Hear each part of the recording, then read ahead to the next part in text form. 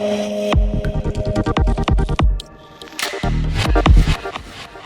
ora and welcome to this episode of Shared Lunch, where we go to sunny Hawke's Bay and one of the biggest listed entities in the region, Napier Port. So why is an island nation like New Zealand so reliant on ports, and would you invest in one? I'm your host, Helen Mattison, and to discuss this, I'm joined by CEO of Napier Port, Todd Dawson. Investing involves risk. You might lose the money you start with. We recommend talking to a licensed financial advisor. We also recommend reading product disclosure documents before deciding to invest. Everything you're about to see and hear is current at the time of recording. Hi Todd, thanks for coming down from Napier to join us in the studio. You're welcome. It's really nice to be here on this little bit wet day in Wellington. Yeah, sorry, can't do much about the weather. Yeah. Now, Todd, you've been at the helm at Napier Port for around about 6.5 years, I think, and well, it'd be fair to say that you've got a background in tech and logistics. I think Kotahi Logistics and IBM were a couple of the places you've worked prior, and you also made the move from Auckland. So I'm interested to see what made you do that. Yeah, no, that's a pretty fair summary of my background. Definitely in the freight and logistics sector, supply chain, and some fantastic years at IBM as well, which gave me a really good broad exposure to lots of different types of businesses. It's an interesting sector to work in. Lots of challenges, day-to-day challenges, but also sort of thinking about what the future holds for supply chains and how they're going to change and adapt over time. It was quite a change for myself and my family to move out of Auckland. I'm an Auckland born and bred fella, but always sort of thought, it'd be quite cool to go and live somewhere else in New Zealand, more regional. And when the opportunity came up to go to Napier Port and take on the CEO role, it was a bit of a no-brainer, really. It was a great move for me personally in my career, but equally, and some amazing challenges that we've had going through there, and equally for the family. It's been a wonderful place for us to live and experience growing kids up in the Hawke's Bay, which is awesome. Before we get into perhaps some of the changes that might have happened in that 6.5 year tenure, perhaps if we look at where Napier Port is nationally and globally, I mean, it's, I think, the fourth largest in New Zealand. It's a very highly productive region. We're very export-dominated port, 80% roughly in terms of exports, 20% in terms of import flows. And then, in terms of the actual split of the makeup of the port as well, we're a very diverse port. If you look at Napier Port and from the air, half of it's sort of containers, but then actually probably about a third of it is sort of container. And then the rest of it is all around the bulk trades and other types of trades that go through our port, as well as a cruise industry as well. So, because we're a very attractive area for cruise ships to come visiting. So it's a real diverse mix that comes through the port, which means we have to be very dynamic in how we utilise the port as well. It's a neat place to be. I've just come back from China, having a look at some of the ports over there, and the numbers and scale and places like that internationally, they're huge. We're on a good year, we're sort of somewhere between 250, 270,000 odd containers going through a port. I was visiting ports at 10, 14 million TU or 20-foot equivalent units containers going through those ports. So it's a real change of mindset in terms of the scale that you see overseas. But the technology is different, how they operate is completely different to what we do in terms of that scale and what they can do and deploy in terms of assets and infrastructure and things. And we've got some unique challenges at Napier Port, and it's a busy place. When I arrived there 6.5 years ago, there was a lot of talk about the port needed to expand. It was all about big ships and things like that. But actually, the region's been growing and growing exponentially in terms of its trade and volume and things like the Wall of Wood coming on. Our need to grow was really being driven out of congestion issues, having the right infrastructure in the port to be able to allow the region to continue to grow. If we look at export and imports, is it around about 90% of these actually come by sea? So it sort of puts in perspective the importance of a port, regardless of where it is perhaps. Yeah, absolutely. Ports are critical to New Zealand's economy. Over 90% of what we produce goes out through a port via sea to our international markets. Well over 90% of what New Zealand produces goes above the equator So New Zealand is heavily dependent on an efficient supply chain through to ports, a good shipping network coming through New Zealand, and to be able to reach our global markets, which is where we get our income from. We are a unique place in terms of where our population is based, along a long, skinny, narrow couple of islands. Most of our imports go into the upper North Island, but then all those containers and things that get emptied out up there, they all need to be redirected below the Bombay Hills primarily to where we produce stuff. And that generally comes out of places like Hawke's Bay. So we need to have good shipping links and good connectivity to those shipping links from the land side to get our products to market. Yeah. So when we talk about the revenues that you would have, what's the weighting, what's the breakup? You talked about cruise ships, you talked about bulk goods, cargo. And what is some of that cargo? Yeah, so we have, if you break up our revenue streams into primarily three main buckets, we have our container trade, our bulk trade, and primarily our cruise trade. We have some smaller other ancillary pieces as well, and leases and other things that we generate income from. But primarily about just under 60%, 57, 58% of our revenue is linked to the container trade. And the other sort of 35% is linked to our bulk trades, primarily made up of logs and the log exports. And then the remaining trade, sort of somewhere in that 5 to 7% range is cruise industry. And that's in the last couple of years really, since COVID, come back really strongly and has good growth in it in the future as well. Because one thing for most New Zealanders, when you think about a port, we probably think about containers, we think about ships, quite traditional view, whereas I think logistics with tech and the like has probably moved on a fair bit. There's also been obviously supply chain issues with COVID and other issues. The likes of Mainfreight reported recently, and they were disappointed in their results because of some of the challenges, which I assume that you guys will have seen as well. But what are some of those newer sort of revenue streams you're looking at? Well, what's the potential for a port? Yeah, okay, so most of our revenue and our income and things gets generated through the activity that goes across our wharves. But what I think you're seeing in terms of across the supply chain is bigger players, the likes of your big shipping lines, your Maersk, your CMAs, port companies, some of the bigger freight forwarders, the likes of Mainfreights and things that have good assets across a large network, are expanding their services upstream and downstream in the supply chain. So, we're doing the same here at Napier Port as well. We're looking at how we actually extend the reach of the port, whether that's through providing technology, but also critical links into infrastructure.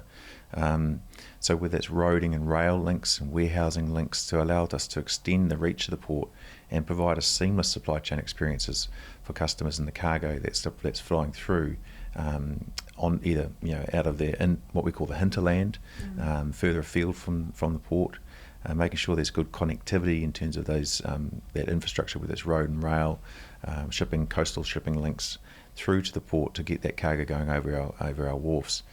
The other piece of that is that significant investment going in around making the supply chain easier to transact with. New systems and technology coming on stream that makes it easier for people to interact with their service providers, giving them additional visibility into the supply chain as well. And that's become far more important as people want to be able to, order something straight off their phone, and they don't want to have to lift the phone up and ring this person or talk to that person. Yeah. They want a seamless experience, particularly the consumer end. And then they want things that's instantaneous gratification. They want it there the next day. And so the supply chain has to work really, really smoothly.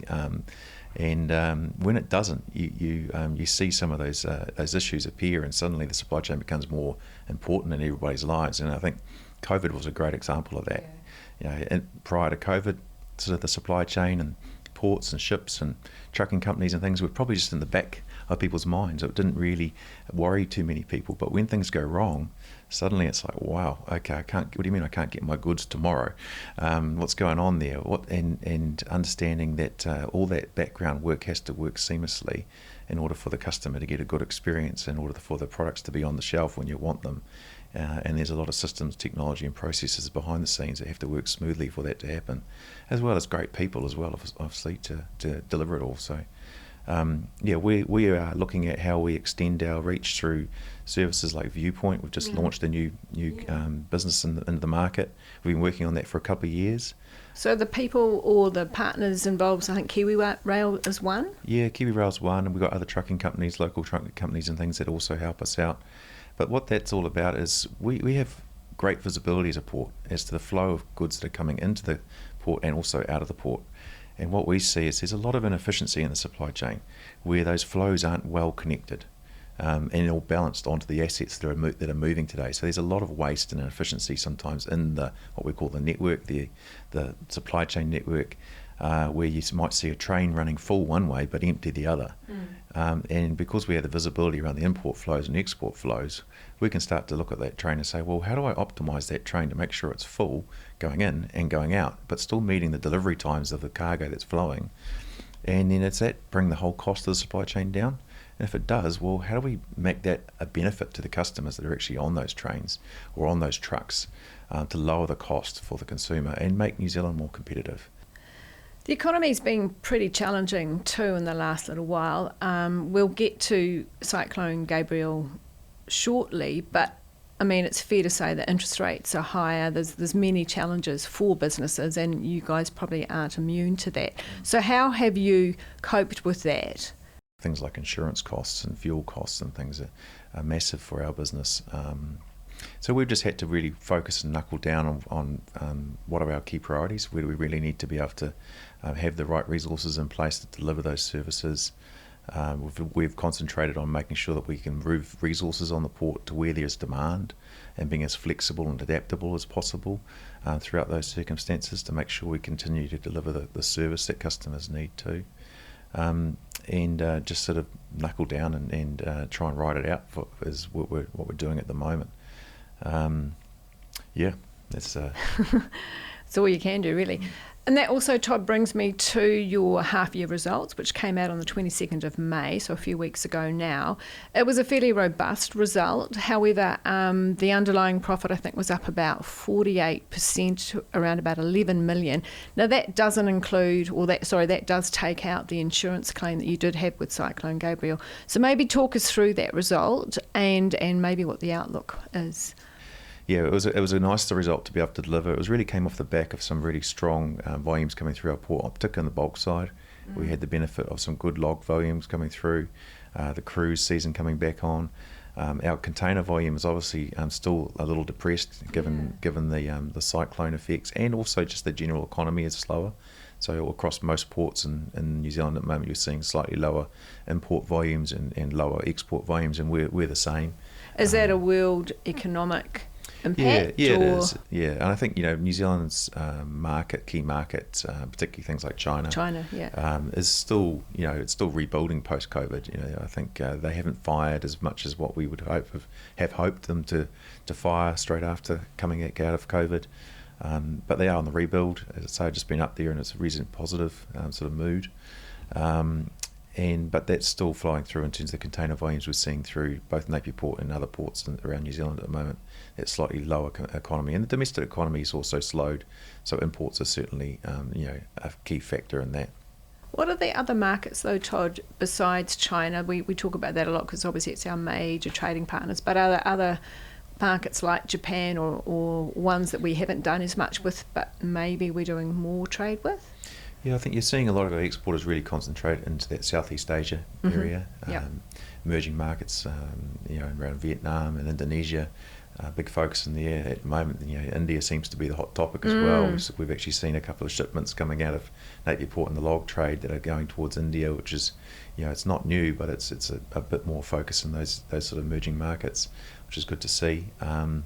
And of course, those traditional markets that of Europe and the Americas are still really, really important and make up a big component of what we see flowing out of Napier Port. Yeah.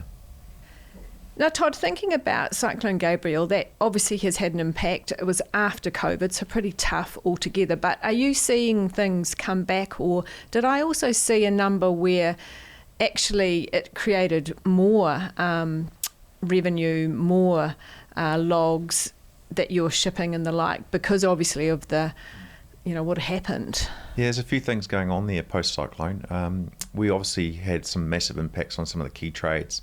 Panpac is a big forest owner, pulp and timber producer, only 15 kilometres or so down the road from the port. They got wiped out effectively. Their whole manufacturing facilities flooded and inundated with silt and things, and so they've been rebuilding, and it's a massive plant to rebuild. And so they represent a significant portion of our total volume when you take into account the logs that they push through the port, the pulp and the milled lumber. Probably in terms of tonnage, close to a quarter of the tonnage that comes through Napier Port is some way, shape or form related to Panpac. Really pleasing to see that their owners, OG Fibre, Japanese-owned business, got straight in there and started to rebuild. And they have been rebuilding. Their timber mill opened up in November this year, and their timber mill's pretty much back to 100% now. And their pulp mill has started production and started to do some of its first exports again, started just at the end of March. So they'll be expecting to be back to full production by the end of the year. But the apple industry as well. There was a lot of publicity around that. Some huge amounts of pain through that sector. In terms of what happened. They were probably around about 10 to 15% down in terms of volume on what they would have otherwise have expected to have exported this year. So we're tracking at around 2022, and what would have been traditionally perhaps container space on the port, moved that to logs, because some of the logs that would have otherwise gone into Panpac for processing then went out as just raw logs for export. We suddenly had a wood chip pile because the wood chip that would have gone through the pulp mill needed to go somewhere else, and so we quickly adapted and created an export area for managing wood chip. And so I'm really proud of my team as well, because they had to flex and respond, and suddenly they were doing this job today, but now tomorrow you're going to do this job. And we're just working about how we actually cope with the different demand coming through the gate and moving our resources around flexibly. And so when the volumes do come, you're really seeing those numbers start to look quite attractive in terms of what the port can do. And the upside is that we still see volume growth coming back as things like Panpac do get back to full production capability. You're still seeing some good positive signs coming back into the hort sector. They were put down in the mouth after the cyclone, but it's really pleasing to see investment going in. One of the exporters I work really closely with all the time, a few months afterwards, he's out there replanting trees in the ground and investing in the apple industry too. So there's good growth projected into the future, and that's really nice to see as well. And I think there's a bit of I'd say a bit of a malaise across the New Zealand economy at the moment, and farmers are doing it pretty tough, and the costs are high and things, and prices aren't great. The fantastic thing that we've demonstrated, I think, is that resilience and equally that diversity of trade, and the fact that what we produce is food and fibre, and the people in the world still need to eat. And they still need to clothe themselves and need to house themselves, and that's what we produce, and that's not going to change. Doesn't matter whether there's a COVID outbreak or massive cyclone or wars or whatever around the world, and there's always a lot of uncertainty going on. What New Zealand produces, the world wants. So, and that's what the Hawke's Bay produces, and that's what goes through our port. So that's a nice thing to be able to lean back on. We don't rest on our laurels, but it's certainly when we've set the platform now, I think the opportunity is there for Napier Port to really produce some good results in the future too. Yeah, focusing on shareholders and the retail investor, I think you're paying a dividend of 3 cents, which is up 1.7 on the prior period. Also looking at the register, you're 55% owned, I think, by Hawke's Bay Regional Council. How does that have a bearing on what you do? Yeah, the Regional Council is a great shareholder to have. They provide stability for us. And I think from a business perspective, they let us get on with our own thing. They're not in there dabbling in bits and pieces. But we went through the IPO back in 2019. It was a really interesting experience to go through. From a core shareholder perspective, the Regional Council did very well out of it in terms of being able to de-risk their overall portfolio. They had a lot of their investments tied up in one major asset being the port, and being able to reuse that money to deliver and do other things for the community. And from our perspective, what that also did was it gave us a broader base of investors that were really in there supporting us, but also holding us to account as well.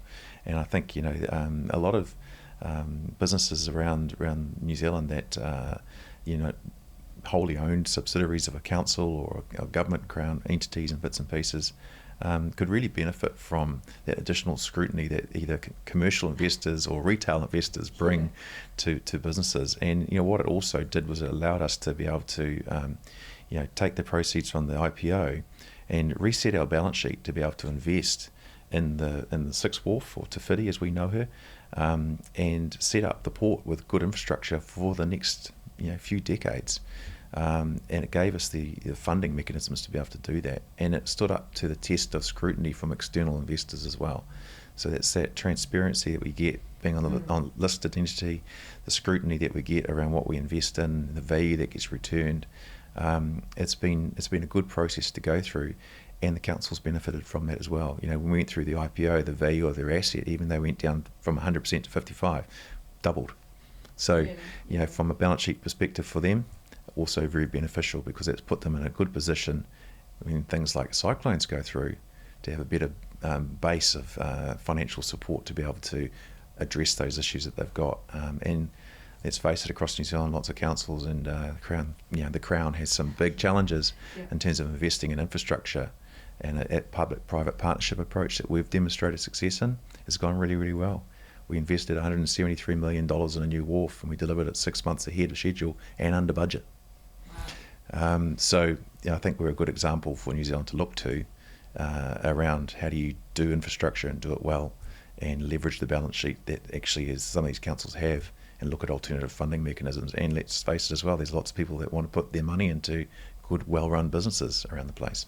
Yeah, there's a real demand among retail investors, it's fair to say, for infrastructure, and there hasn't been that many opportunities.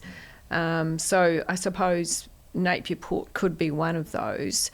How important are the retail investors, given that you've got a number of different institutional investors as well, probably on the register?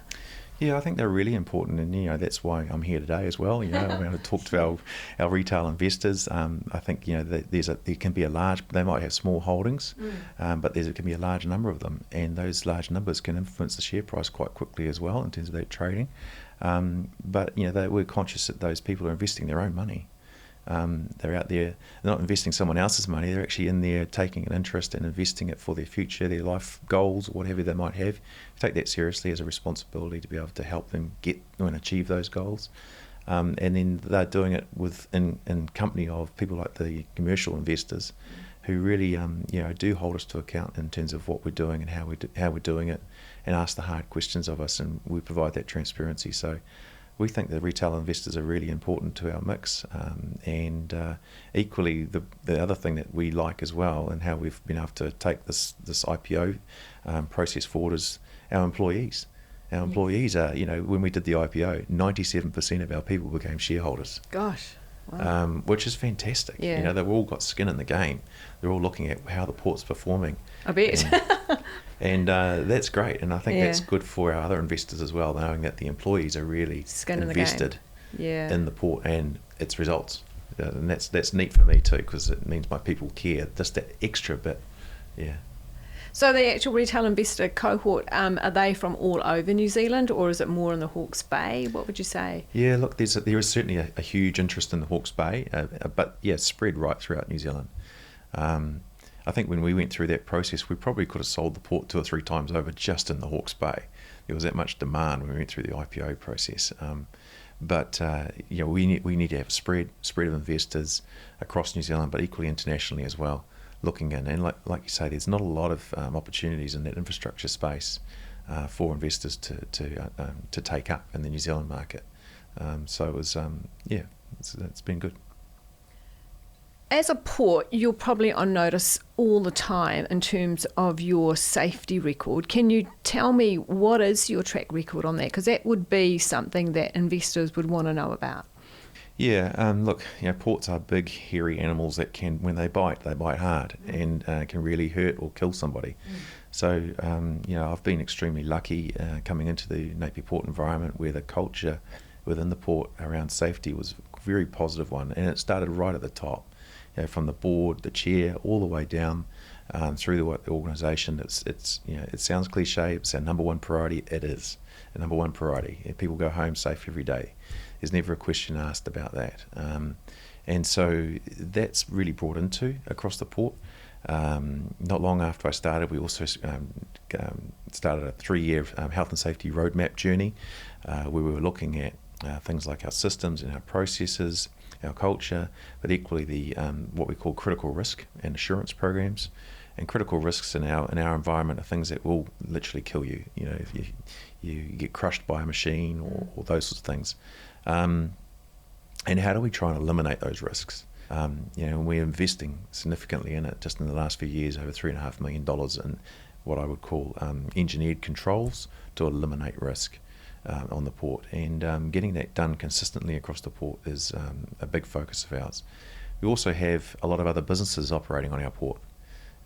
There's about 9,000 to 10,000 people that come in and off the port in terms of access cards. That have the ability to come in and do work on the port. There's only 330 odd Napier Port employees, so any one time there could be 400 or 500 people operating on our port. And those businesses all have different understandings and systems and processes and things as well. So a big part of our responsibility as a port operator is to look at how are those businesses also operating on our port. There's been a few incidents in my time that I'd love to see had not happened, but touch wood, we're going okay at the moment, and we're seeing the incidents reducing. So, we're very passionate about it. Is that something that would keep you awake at night? No, it doesn't keep me awake up every night. It's certainly always in the back of my mind. It's pleasing to work in an environment now that I think we've got the culture mostly right around that. What would you say does keep you up at night, if anything? Right here and now, I think it's where the New Zealand economy is at, is the state of our infrastructure nationally, the roading and rail networks, the investment that needs to go on, the way that New Zealand thinks about infrastructure and needing to invest in that. Because at heart we're all passionate New Zealanders and want to see New Zealand do really, really well, and I think that's sort of probably more what keeps us awake at night at the moment is making sure that we're got a whole system that's working well from a supply chain perspective. Yeah. One other thing, Todd, that retail investors often want to know about is the environmental impact of a business like a port, and I imagine it could be far and wide. What sort of initiatives have you put in place to think about that, given climate change and the rest?